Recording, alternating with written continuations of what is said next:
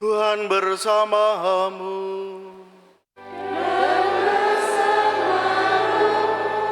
Inilah Injil suci menurut Lukas.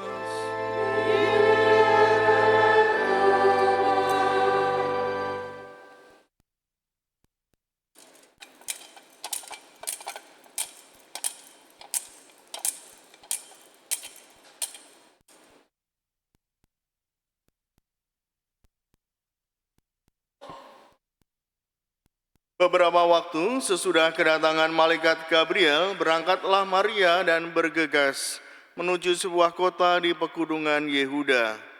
Di situ ia masuk ke rumah Zakaria dan memberi salam kepada Elisabet. Ketika Elisabet mendengar salam Maria, melonjaklah anak yang di dalam rahimnya, dan Elisabet pun penuh dengan Roh Kudus, lalu berseru dengan suara nyaring, "Diberkatilah engkau di antara semua perempuan, dan diberkatilah buah rahimmu. Siapakah aku ini, sampai ibu Tuhanku datang mengunjungi aku? Sebab sesungguhnya ketika salammu sampai di telingaku, anak yang di dalam rahimku melonjak kegirangan. Berbahagialah ia yang percaya, sebab firman Tuhan yang dikatakan kepadanya akan terlaksana." Lalu kata Maria, "Jiwaku memuliakan Tuhan, dan hatiku bergembira karena Allah Juru Selamatku. Sebab ia telah memperhatikan kerendahan hamba-Nya. Sesungguhnya mulai sekarang, segala keturunan akan menyebut aku berbahagia. Karena Yang Maha Kuasa telah melakukan perbuatan-perbuatan besar kepadaku, dan kuduslah namanya. Rahmat-Nya turun-temurun atas orang yang takut akan Dia. Ia memperlihatkan kuasa-Nya dengan perbuatan tangan-Nya, dan mencerai-beraikan orang-orang yang congkak hatinya. Ia menurunkan orang-orang yang berkuasa dari tahtanya, dan meninggikan orang-orang yang rendah. Ia melimpahkan segala yang baik kepada orang yang lapar, dan menyuruh orang yang kaya pergi dengan tangan hampa. Ia menolong Israel hamba-Nya, karena Ia mengingat rahmat-Nya seperti yang dijanjikan-Nya kepada nenek moyang kita, kepada Abraham dan keturunannya untuk selama-lamanya." Kira-kira 3 bulan lamanya, Maria tinggal bersama dengan Elisabet, lalu pulang ke rumahnya. Demikianlah Injil Tuhan.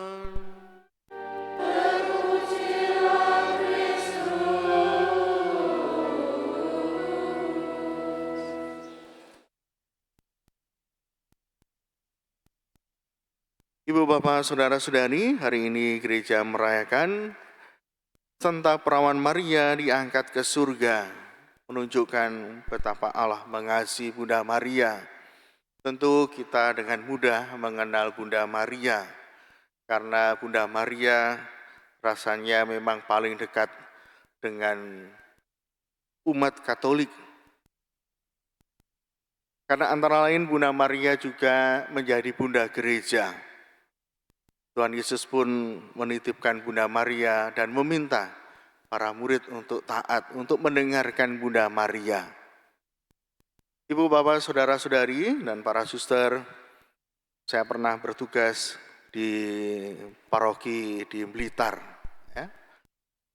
Dan ketika saya awal di sana, hampir sebagian besar paroki itu namanya Gereja Santa Maria. Mungkin itu saking banyaknya, ya. Saking banyaknya gereja di stasi-stasi.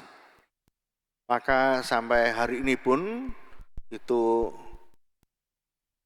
telah terjadi beberapa kali pemekaran menjadi paroki-paroki. Dan cukup banyak ya, ada 1, 2, 3, 4, 5. Sekarang mau ke 5 ya. mungkin mau ke-6 ya, ada paroki Santa Maria, ada paroki Wlingi, Resapombo, Mojorejo, ya rencananya nanti Ngeni mau menjadi paroki. Nah, ibu bapak saudara-saudari, mungkin saking banyaknya, sehingga sulit kalau diberi nama Santo Santa, karena susah ya untuk menghafalkan satu persatu, nanti mau misah kemana. Dan rupanya Maria juga mudah untuk diterima oleh umat. Karena zaman dulu belum banyak informasi yang cepat beredar. Informasi masih sulit untuk diakses. Buku-buku pun juga jarang. Maka yang paling mudah dikenal adalah Maria. Orang yang paling cepat mudah dikenal Maria. Dan doa atau devosi yang paling akrab yang dilakukan oleh umat adalah devosi kepada Bunda Maria, ya, lewat rosario. Dan juga karena mulai ada buku-buku, kemudian novena, ya, bermacam-macam novena pada Bunda Maria. Bukan hanya gereja, tetapi juga nama-nama umat di desa-desa itu juga Maria. Banyak yang namanya Maria. Rasanya juga menjadi bangga ya, punya nama Maria. Mungkin ada ibu bapak di sini, ibu-ibu ya, yang namanya Maria. Sudah jarang ya. Kalau Suster Maria Lourdes ada ya. Ibu-ibu sudah jarang ya namanya Maria ya. Mungkin karena sudah tahu ada santa-santa yang lain ya. Tapi Maria ini masih akrab. Apalagi patungnya, patung Bunda Maria sekarang ini semakin hari semakin cantik-cantik. Matanya itu biru ya. Kemudian ada alisnya. Patung sekarang ada alisnya ya. Jadi matanya itu juga bisa bergerak-gerak. Dan kalau kita melihat dari berbagai sisi, itu rasanya selalu dilihat. Ada seorang umat dari Surabaya yang dulu memberi saya sebuah patung ya. Saya tempatkan di gereja Stasi. Patungnya bagus. Nah itu, meskipun kita posisi di mana rasanya dia melihat kita. Maka untuk membantu memberi penjelasan teologinya juga semakin mudah. Ini pembuatnya luar biasa. Jadi kita di posisi manapun ya kelihatan. Rasanya dilihat oleh Bunda Maria menjadi ayem. Jadi kalau dapat tempat duduk pas di samping, masih kelihatan ya, masih dilirik oleh Bunda Maria. Apalagi yang di depan. Tapi jangan yang paling jauh sendiri ya, tidak kelihatan. Namun Bunda Maria juga melihat, menatap ke depan. Nah, ibu bapak, saudara-saudari yang dikasih Tuhan, memang Bunda Maria mempunyai peran yang sangat luar biasa. Dia bersedia untuk mengandung Yesus, ya, Putra Allah. Namun, meskipun perannya luar biasa, Bunda Maria tetap rendah hati.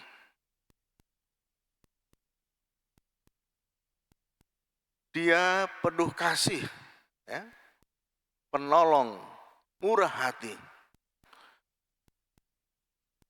Dan kebaikan-kebaikannya itu tercermin dari banyaknya doa-doa yang terkabul. Dan juga ada begitu banyak gua Maria, di mana banyak orang datang. Ada yang karena permohonan, tapi juga yang datang karena devosi, ingin semakin mencintai Bunda Maria. Bukan hanya datang karena keperluan, tapi memang ingin belajar banyak dari Bunda Maria.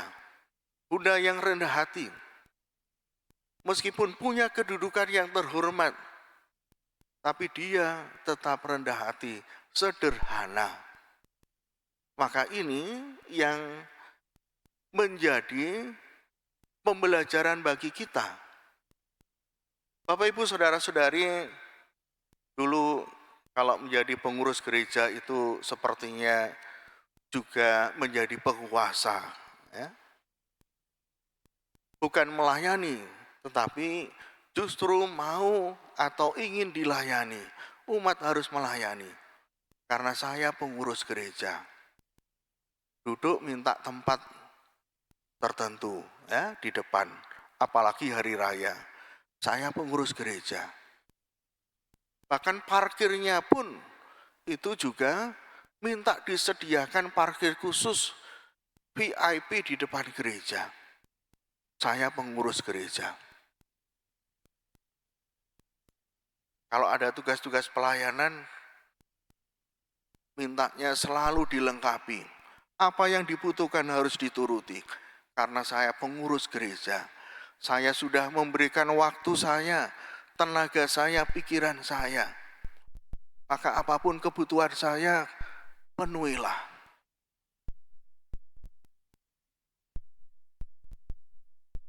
Juga pelayanan yang lain. Penerima umat atau PUK, tatib, kadang-kadang justru menjadi polisi-polisi ya. Mana umat yang boleh masuk, mana yang tidak. Melarang ini, itu, dan lain sebagainya.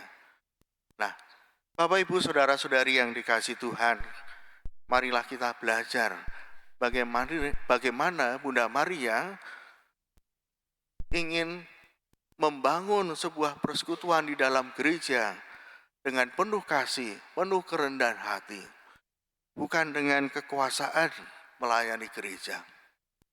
Bukan dengan kesewenang-wenangan atau dengan perintah-perintah. Tapi bagaimana kita melayani di dalam gereja dengan penuh kasih. Maka kalau kita melihat patung Bunda Maria juga senantiasa dengan wajah yang lembut, ya, wajah yang lembut dengan senyuman, bukan dengan wajah yang cemberut, ya, wajah yang angkuh atau mencucu, ya tidak. Tapi Bunda Maria selalu ditampilkan. Apakah ini memang kehendak pematung? Saya kira pematung juga mendapat inspirasi bagaimana menampilkan wajah Bunda Maria yang kudus, namun bukan dengan kesombongan. Wajah yang kudus justru dengan keramahan dan juga dengan sikap-sikap yang baik. Maka Bapak, Ibu, Saudara-saudari, banyak patung Bunda Maria itu juga sikap-sikapnya memang terbatas, ya. Tidak dengan sikap yang macam-macam. Kemarin ketika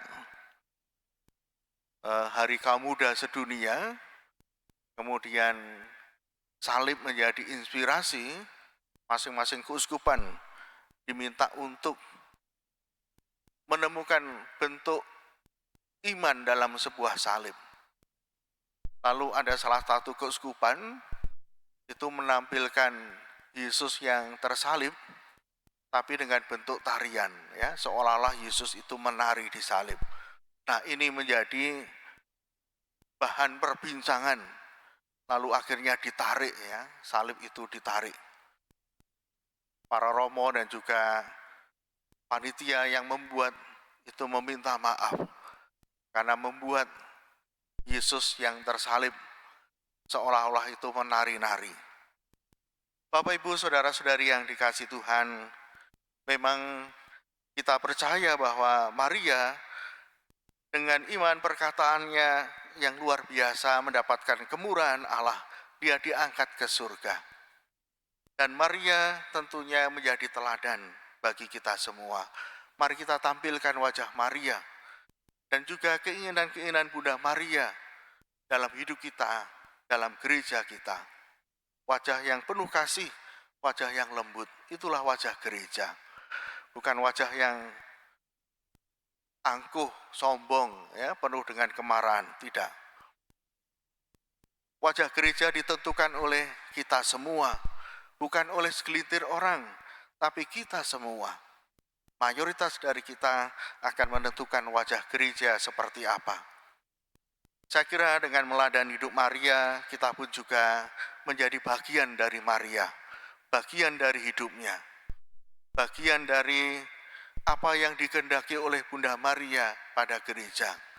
Maka kalau kita menjadi bagian dari hidup Maria, maka kita pun juga akan mendapat bagian seperti Maria dimuliakan oleh Allah. Berkat Tuhan menyertai kita. Amin.